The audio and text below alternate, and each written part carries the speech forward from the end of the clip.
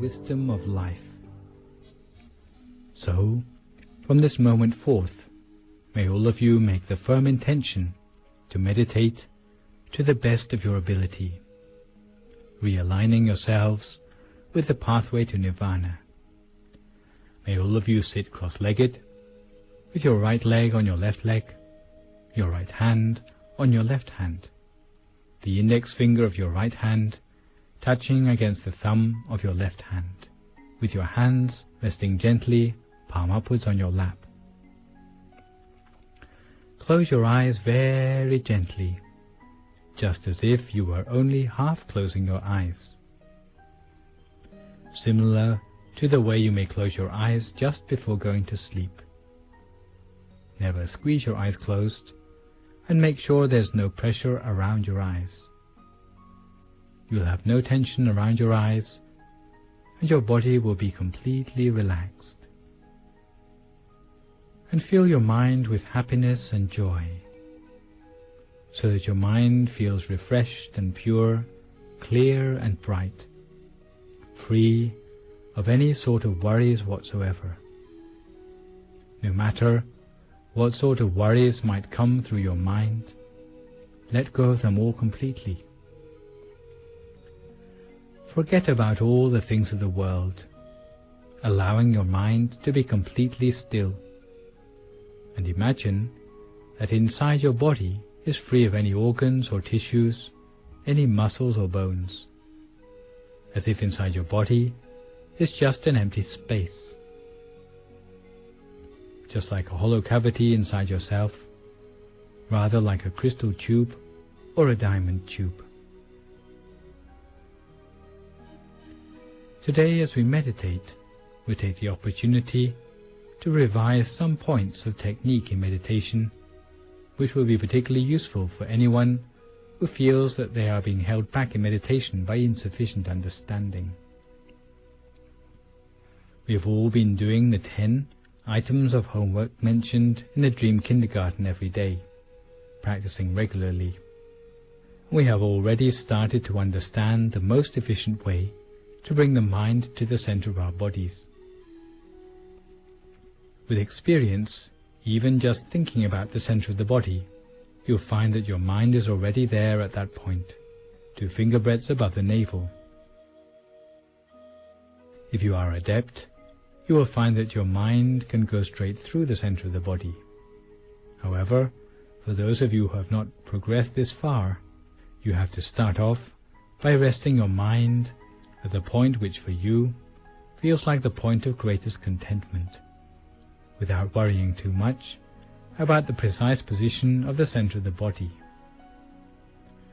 Put your mind at the point which feels most comfortable and easy for you, and you will find that the happiness from meditation will gradually become apparent to you. You will start to feel that the solidity of your body is melting away into the atmosphere around you, starting to become more hollow and empty inside, as if you feel spaciousness, or as if you were alone in empty space.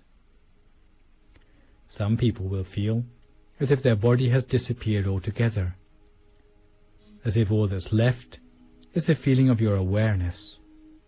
Some people don't know what to do next when they reach this point in their meditation, where their body seems to have disappeared. But the thing which one ought to do, just to rest our mind at whatever point feels the most comfortable for us, starting off with our mind there. Once our mind comes fully into equilibrium, you will start to realize that the mind is automatically realigning itself with the real center of the body. Some people may find it useful to imagine a bright, clear object about the size of a pinpoint, or like a star in the sky, as if one is appearing at the point where the mind has come to a standstill. We should keep such an image in the mind, gazing at it continuously and softly, but never attempting to stare, almost as if you are looking at it out of the corner of your eye, almost unintentionally. If we can observe it in the proper way, without using too little or too much effort, in doing so, before long we will be able to perceive something. However, if we use too much force, it will disappear. If we use too little effort, allowing ourselves to become distracted, then we will find that the object would disappear. So either way, too much effort or too little, it will disappear. And finding the optimum effort by which we can see the object the whole of the time. This is the real skill which we have to build up in our meditation. This is what we have to work on. What we have to do is simply to allow our mind to remain at a standstill without letting any questions come up in our mind, no doubts, as if we were just an inanimate piece of putty which was unable to think, like an object which has never had any thoughts of its own before. If this is how you start to feel about yourself, then this is the proper approach to the meditation. If you are unable to think anymore, this will stand you in good stead all the way from the beginning of meditation to the more advanced stages. Because education through meditation is beyond the realm of conceptual thinking. It is knowledge that arises when the mind is free of thought.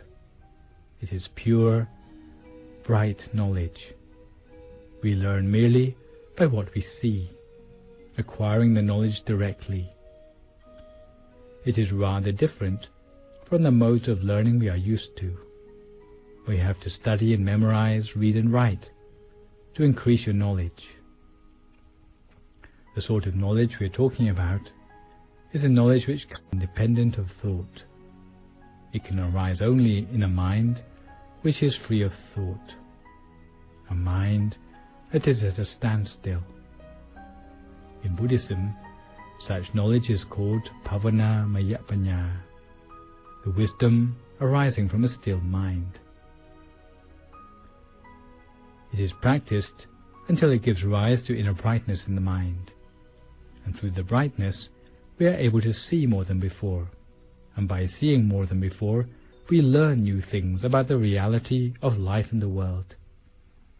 This process is the opposite to our habitual methods of learning new things in the world. It allows us access to knowledge from inside. However, if we try to apply the external methods of education to our meditation, it will be more of a hindrance than a help. So please remember these words well. All we require in our meditation is merely to bring our mind to a standstill. In fact, you can bring your mind to a standstill anywhere at all in the beginning. Only when your mind is subtle and pliable will it be ready to make its way to the center of the body. A mind that is properly adapted will have the feeling of being alive and awake inside. It will have a feeling that is completely different from feelings encountered during the mundane run of events in our life. It will be as if something wonderful is stirring within us, with a quality completely different from our external feeling. Therefore, bringing the mind inside to the seventh base of the mind takes only a very gentle attention. Like an intention, on the off chance it will bring our mind to the center of the body. Once our mind comes to a standstill, at this point of stillness in our center, it will remain still from that time onwards, gently, in stillness, at the center of the body. You have to make sure that you are always having a feeling of ease in your meditation. If you ever feel that you are putting up a struggle in your meditation or trying to force it, then that is not the proper method at all. This applies both to body and to mind. If you find a feeling of tension inside, you need to relax yourself further, particularly your nervous system and your muscles, before you continue with your meditation.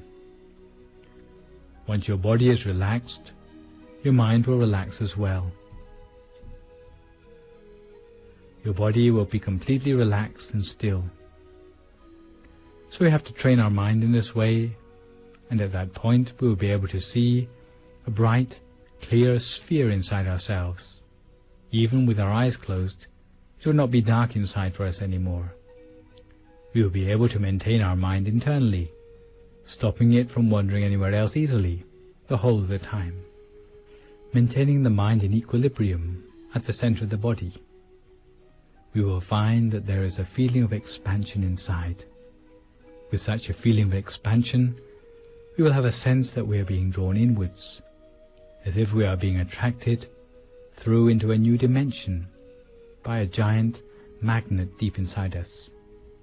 At this point, some meditators may respond to the new experience with surprise or even fright, because it's something they have never encountered before.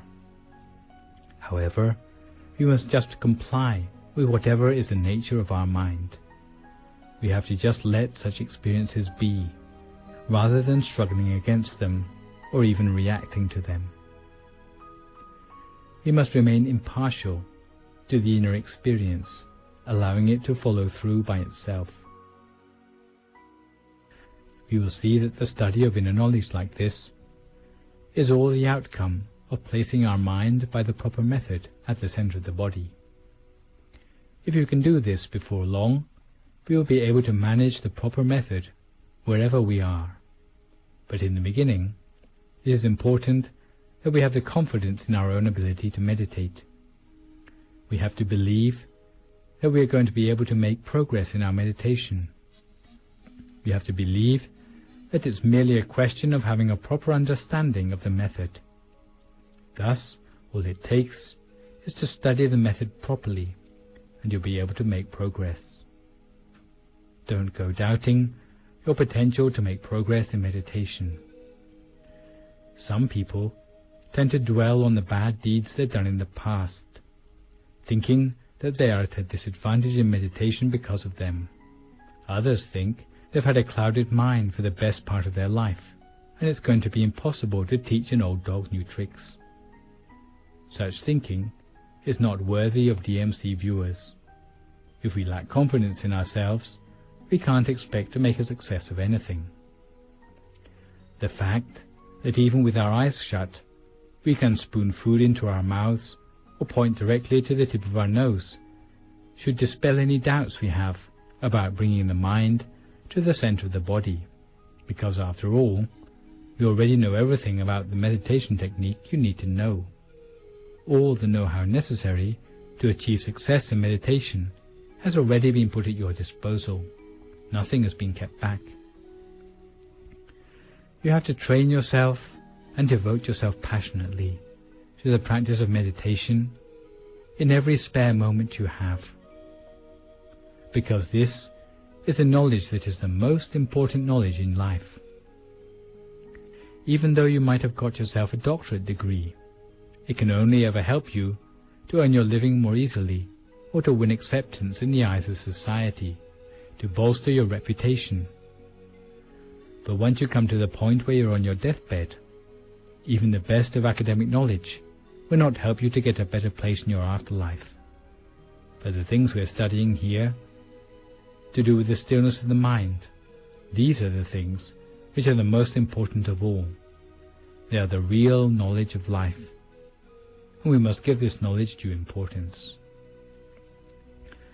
You can train yourself in meditation any time and any place. When taking a wash, washing up, sweeping the garden or mopping the floor. You can train yourself to keep your mind at the center of the body the whole of the time, whether standing, walking, sitting or lying down. Even when paying a visit to the restroom, you can train yourself in meditation while sitting there. You already know all the principles of maintaining subtlety of mind, maintaining mindfulness and self-possession hand in hand, regularly and consistently. You can imagine a visual object at your center if you wish, or you can simply rest your mind at the center while observing whatever arises there spontaneously. You can imagine an image, like a bright sphere or a Buddha image, or any of the root teachers for whom you have particular faith. You can even think of something as simple as a piece of fruit. Any image will serve for this purpose, as long as it's not an image that stirs up unwholesome emotions in your mind. When imagining the object, you already have all the know-how you need, such as using only the gentlest of effort when imagining. If you haven't struck the right balance when focusing, using too much or too little effort, then your body will tell you about it. Too much effort, and you'll end up with tension on your eyebrows or across your shoulders, and you may end up with a headache. If you find that your fingers are curling up or your abdomen is tense, then you are trying too hard. However, if you succumb to boredom, or you find yourself looking at the clock, again these are the signs that you haven't struck the right balance.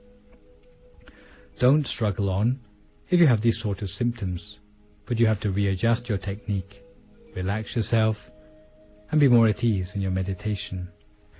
Once you are back on the right track, the sign will be a sensation of bodily lightness and expansion inside yourself, and your mind will feel light, pliable, and easy to work with.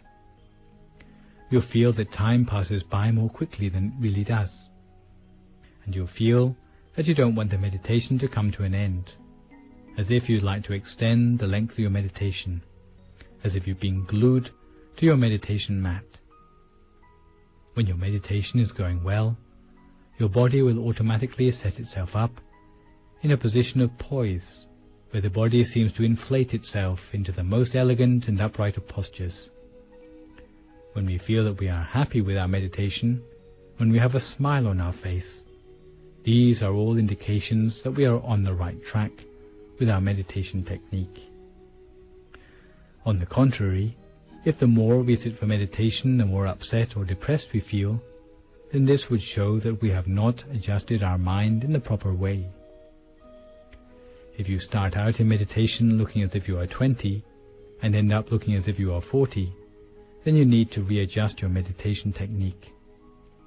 You know the difference between right and wrong technique perfectly well, so all that is lacking is the confidence that we can achieve success in meditation, and to train ourselves continuously while being observant of all the things which aid or obstruct our progress. Of all the things which aid or obstruct our progress. Once we are properly adjusted, body and mind will be clear and bright. Simply putting our mind at the center of the body will cause the sphere there to expand, and we will fall through the center to find the next sphere inside. As the mind comes to a standstill at the center of that sphere, then there will be a new one, brighter and clearer than the last, appearing at the center.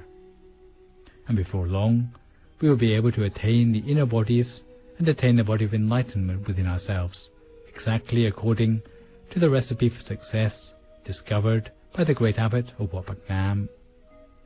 Because all of these things are inside the body of every person, and that includes us too.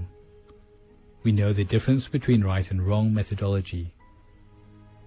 So therefore, we should train ourselves continuously, according to the proper way. Don't be lazy, and don't prevaricate about getting down to meditation in earnest. And when you feel your meditation is going well, don't give up immediately, but give it a little while longer than usual. Don't go thinking, today I've had a good meditation, but I'm in a rush to go to bed.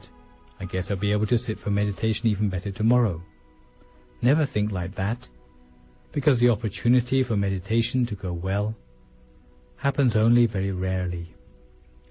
All the effort we have invested in our meditation is made worthwhile by the days when our meditation goes well, so don't waste it. Don't go worrying about missing out on your beauty sleep, because we already spend a third of our lives asleep. One night of missed sleep won't harm you. So give due importance to the meditation. If your meditation is going well, you should continue with it. Your body will indicate by itself when it needs rest, and that will be the right time to sleep. You ought to go to bed because your body needs it, not because your mind is worried about the lack of sleep, or looking exhausted at work, or not being able to think through decisions clearly in the morning. Don't harbor such lazy temptations in your mind, because the opportunity of your mind to come into equilibrium is rarer in anyone's lifetime than winning first prize on the lottery. So if you find your meditation is going well, then know it's useful to continue for meditation longer than usual, and this will help you to go much further, because the results of making even a one-time breakthrough in your meditation will stay with you for the rest of your life. However, if you give up your meditation just as it's going well, even though you come back to the meditation at a later time, it may mean that you will never get those good experiences back again. It may take us many more years to get back to the same point in our meditation again. So we should cherish our meditation experiences, and rather than remembering the experience which we had on a particular day, we should try to remember the methodology we used to reach the experience on that day. Because there's a temptation to remember just the experiences while forgetting how we got there. So take care to remember all the advice and know-how mentioned today, because one day it will allow you to attain the triple gem inside yourself, and you will literally be able to have the triple gem as your refuge all your life, with happiness from the moment you attain it, leading you to the fortunate realms after your death, allowing you to study about the reality of life and the world. And when you come to do meritorious deeds, even though the amount of the meritorious deeds may be small, the amount of merit we gain will be large. It will allow our mind to be radiant the whole of the time. There are countless things which we can attain if we reach the triple gem inside ourselves. So anyone who is sleepy, fatigued or tense in their meditation should allow themselves to fall asleep at the center as they sit, and continue with the meditation when they wake up. Anyone who has aches and pains should change posture. If your stream of thoughts is never ending, open your eyes and close them again. May all of you be fulfilled in your wish to attain the triple gem inside yourself. Now, each their own meditation for a few more moments in silence until we come to the appropriate time.